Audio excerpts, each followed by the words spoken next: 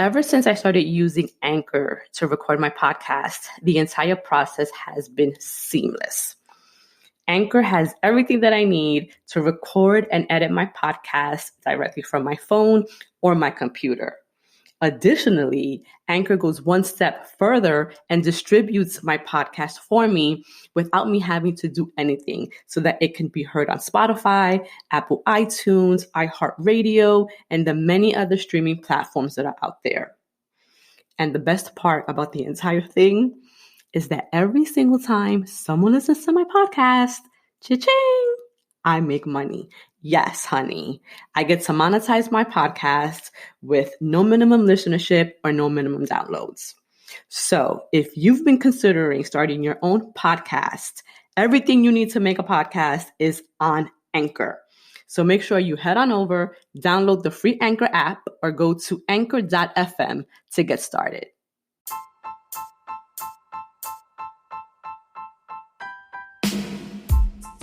Are you tuned in? 'Cause I am. It's the Nancy Ruffin Show.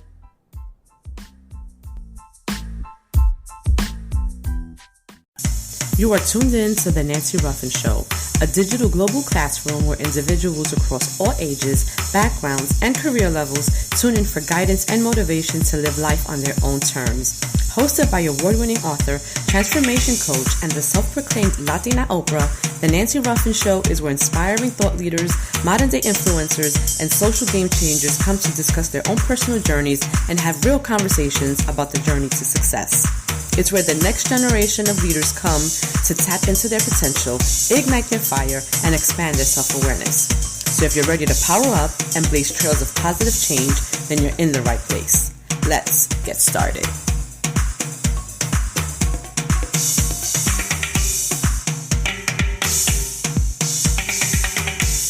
Hello, is this thing on? Testing 1, 2. Is this thing on?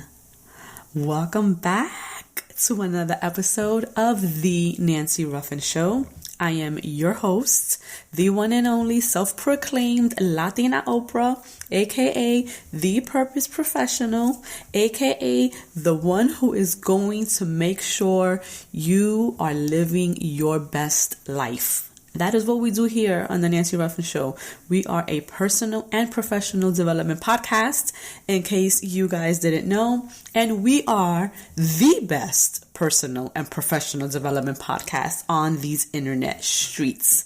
So just know that you are tuned in and listening to the best. How do I know? Because I claim it. I affirm it. And that is what I want you to start doing in your life. So often we struggle with really tapping into our greatness because for whatever reason, maybe we don't feel great at the moment. Maybe we feel unworthy. We don't feel deserving. But you know what? Unless you start to shift your mindset and start changing the conversations that you're having with yourself and the thoughts that you're thinking, you're always going to allow those negative, not real voices tell you who you are. And I need you to start believing that you are the best, the most amazing, the most deserving person for whatever it is that you're trying to achieve and accomplish. So, as you head out today, I want you to take a moment, look at yourself in the mirror, and say, you that bitch. And if you're not a woman, well, you could be a bitch too if you're a dude.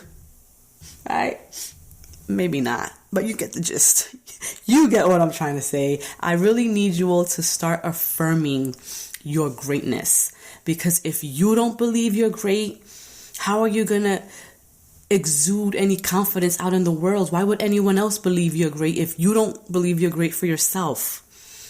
Confidence is internal, and you have to start cultivating that because there's no one who can make you feel good about you. Only you can do that. And, this past weekend, I had my second and last strategic visioning board workshop of the year. and it was magical. I mean, I love every group that I have an opportunity to facilitate, this workshop for. But I don't know if it was because this workshop was more intimate, or if because there were so many of my past attendees in attendance that it just gave a different vibe. But it was, we laughed, we cried, we sang. It was really like just hanging out with my girlfriends and just teaching them what it means to live in your power and be intentional and do things that you're passionate about, and making sure that there is purpose behind everything that we're doing. And there was so much sharing. And I think for me, that's probably one of the things that I love and appreciate most from all of you who show up at these workshops. You have this way of opening yourselves up that I always am in awe of, because a lot of times we don't realize how therapeutic it is when we allow ourselves to become vulnerable and allow people to really see us for who we are in all of our magnificence and in all of our, flaws. We're human, and so we're not perfect, and we each struggle, and we're going through different things and different trials. But when we come together this way, and when we're able to share some of the struggles and some of the things that are challenging us, we allow others to see themselves in us, and there's strength in that. And so this weekend, it was just really, really dope. I am just so grateful for every single woman who continues to trust in me, who attends my workshops. Those of you out there right now listening to my podcast, thank you so much for your support. I also want to make sure that I acknowledge the one gentleman that was in the room with us this past weekend. Having that male energy adds a different element to the workshop as well. And I really wish that more men would commit to their dreams and to their visions and attend my workshops, because I think that there's so much benefit in that, and it would really give them a lot of insight, just as to the world around them, because so much gets released in these workshops, and you just have to be there to know what I'm talking about. But I think that men really could benefit from this, because we live in a society that does not encourage vulnerability for men.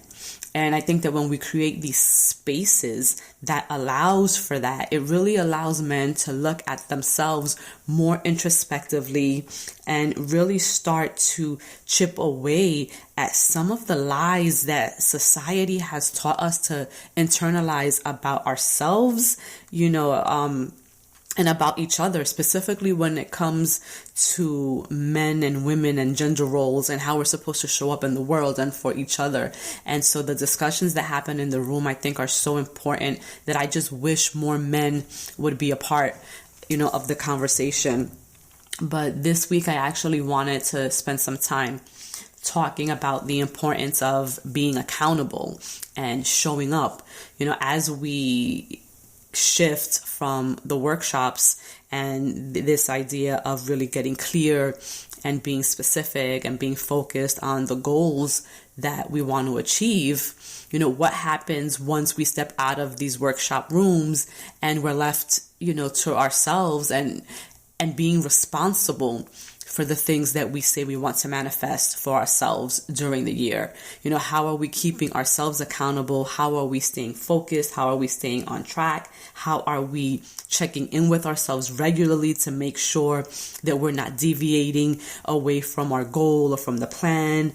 And how often are we doing self-checks, right? And self-reflecting, and maybe identifying areas where we're slacking and we could be doing better. What does that look like?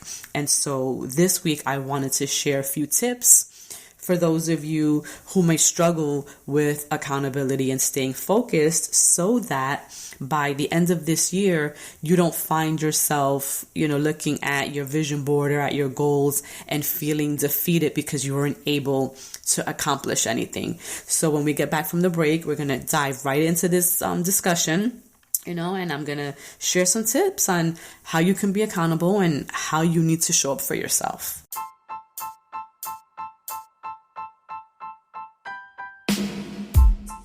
I'm Alexa, and you're listening to my mommy.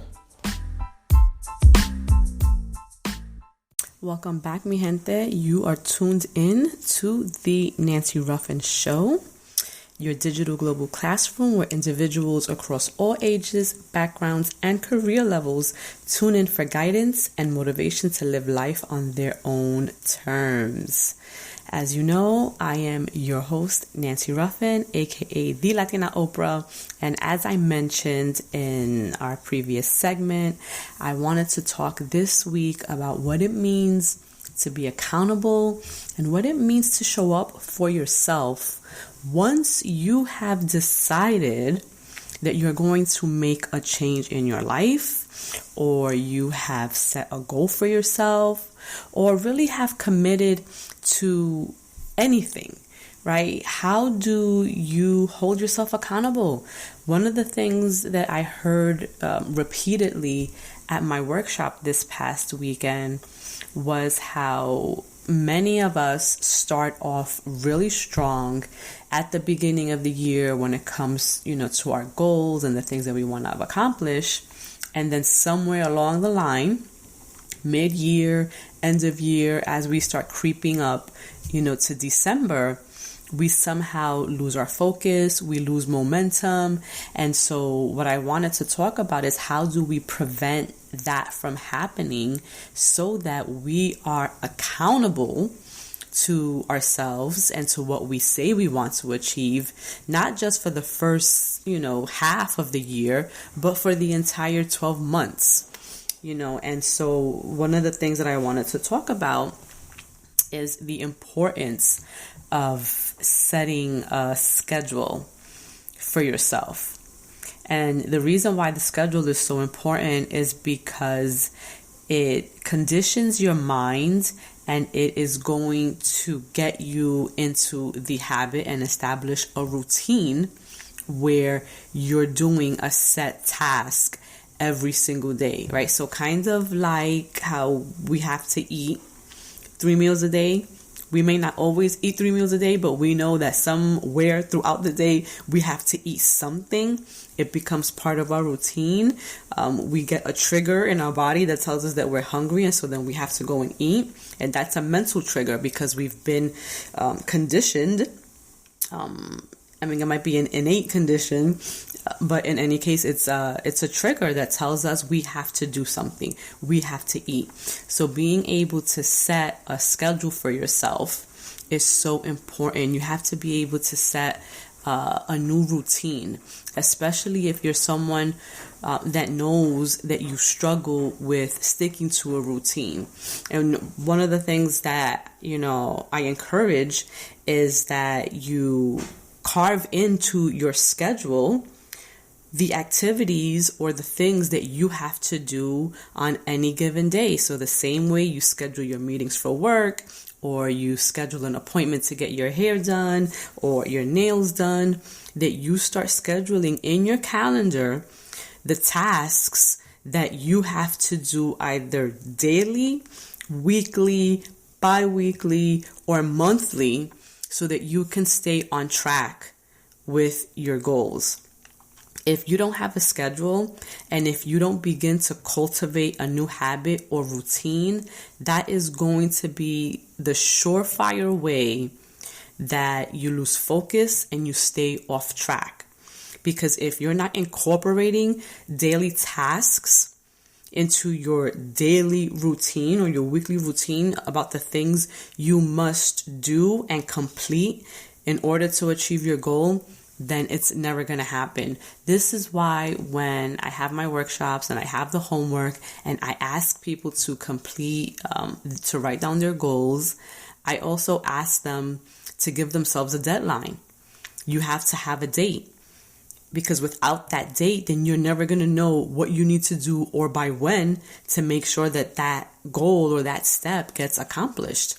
So the very first thing that you do to get yourself accountable so that you can crush your goals is that you need to set a schedule.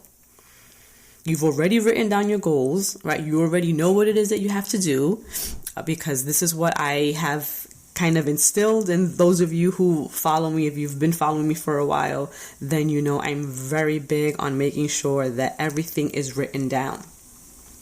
If you don't see it, you can't achieve it. You have to envision it if you want to be it. You can't become what you don't see for yourself. So write every single thing down. Give yourself a deadline and then commit to that. Carve out time in your schedule the same way you would carve out time for any other important thing in your life. That's one. Understanding the why of your goal and why it's important to you and why you want to achieve it is so crucial. Because if you don't have an emotional attachment to your goal, a reason for doing it, it is going to be really difficult for you to stay focused on said goal when challenges arise, when you encounter obstacles, or if it's a day where maybe you don't feel like doing it. Going back to your why and revisiting that why is going to give you the push and the encouragement that you need to keep going. If that emotional connection is not there, you're not going to care about whether or not that you achieve your goals. This is also why it's important that you set goals for yourself that are important to you and not goals that others want you to achieve for whatever reason. Your goals have to be personal. They have to mean something to you. You have to care about them on some level. So being able to understand your why is absolutely important. And I have this worksheet that I hand out during my workshops that really helps individuals get to the root why of why they want to do something. It's not just enough to have a basic why. You have to dig deep into the why. So I take my attendees almost like 5 layers deep, and we continue to ask the question why until you get to the root of why you really want that goal. So make sure that you're writing everything down, that you're setting a schedule, that you understand the why of your goals. These are all things that are going to help you to stay accountable if you're someone who struggles with accountability and showing up. And I will tell you that the showing up is what's going to get you to the finish line. Like, you're never going to be able to finish the race if you're not at the starting line. And if you're not there and if you're not ready to go when that whistle blows, there's no way you're going to make it to the end.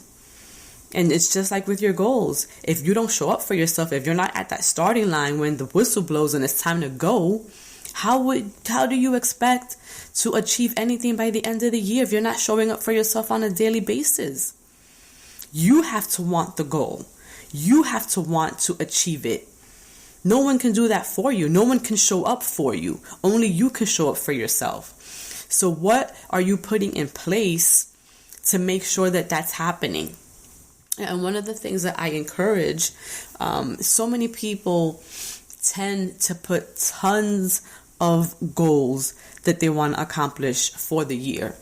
And realistically, considering how busy everyone is, especially for those of us that have families, that are working regular day jobs, that have spouses, our time is very limited, right? So if you have a limited amount of time, and then you're setting 10, 15, 20 goals for yourself, realistically, there's no way you're going to be able to achieve all of those things because you're just not going to have the time. And sometimes when we overburden ourselves with all of these different goals, it can be a little disheartening because we're not achieving anything. And so it takes away the motivation that we initially had. So this is why I encourage everyone to just set small goals. At most, set 3 goals for yourself that are very doable, right? And then as you achieve 1 or 2 or 3 of those goals, you give yourself little rewards, so that you can stay motivated. But you can't set so many goals for yourself that they become unattainable. So I encourage you to create micro goals, because a lot of times even our bigger goals are a series of micro goals. So it's a series of things that you must do collectively just to accomplish that one goal. And we don't realize that oftentimes, because when we're writing our goals, we're just looking at the big picture. And we're not taking the time to really break down that goal into smaller goals and to see how many things we have to do and how much time we have to invest just to achieve that one goal. So break down your goals so that you can see exactly step by step, day by day, what it is you need to be doing and working on to achieve that goal. One of the things I also encourage is doing daily reflection. And that's really key, because when we're reflecting on our day, we're stepping back and we're actually kind of like watching a show where we're the star and we get to see everything that we did that day, including everything that we didn't do that day, and also seeing where we're spending the majority of our time. And so when you're able to reflect on your day and see what you're doing, what you're not doing, what you're investing your time in, it helps you to identify areas where maybe you can cut back on doing certain things. Last week I had a one-on-one session with someone, and one of her goals for this year is to become healthier. And she had a plan on how she was going to do that, and she was going to meal prep and all of these things. And she was doing that. But then she is in a busy time at work and she didn't prepare adequately. So although she had the meal prep done and she knew exactly, what kinds of food she needs to be eating, this one week, because of the busyness of work, she wasn't even eating lunch. She wasn't even really eating breakfast. So by the time she was getting home, she was starving and not giving her body the nutrients that it needed throughout the day. And so if you're able to reflect on your day and see, if she would have been able to see, well, what if I would not have done this and I would have taken the first 10 minutes, before my next activity to eat, how would that had a different impact on her day that day, and on her nutrition, and on the plan that she has for herself to be healthier and to lose, a certain number of pounds by the end of the year. You have to be able to look back, look at your patterns, because that's what self-reflection also does.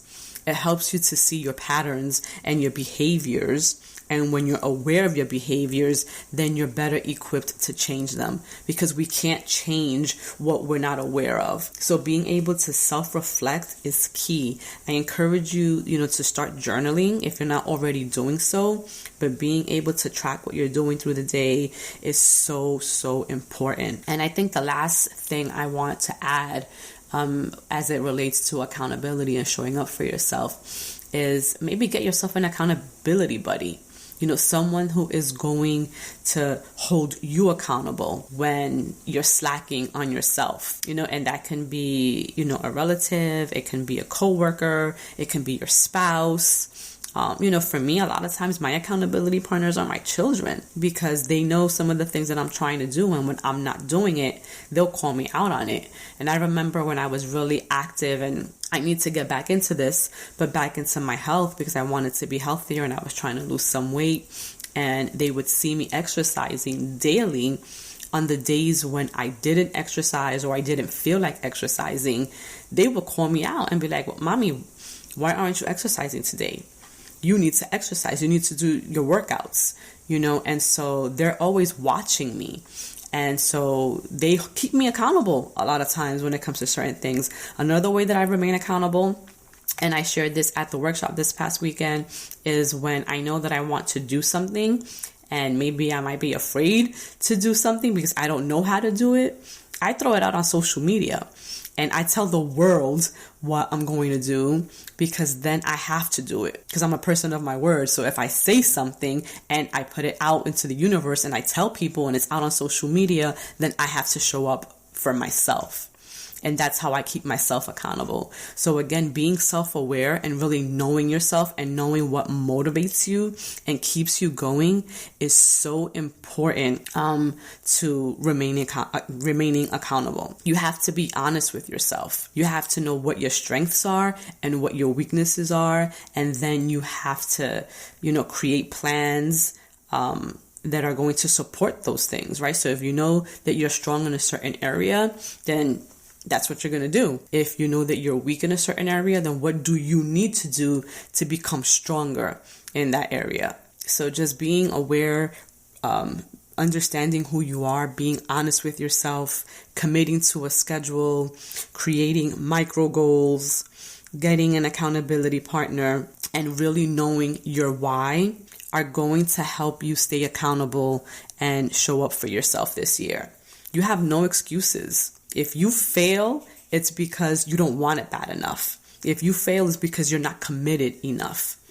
And then, I encourage you to then revisit your goals, because if you're having a hard time sticking to them and following through, then how important is that goal to you? It might not be as important as you say that it is. So with that, mi gente, I'm going to leave you all with that for this week. Thank you for listening. Make sure that you've subscribed, leave us a comment, a rating, and as always, please share us with your networks. It's how I'm going to grow. It's how we're going to grow. And it's how I'm able to continue to give you, this content. So again, thank you for your support. Have an amazing week. Go out there and crush those goals.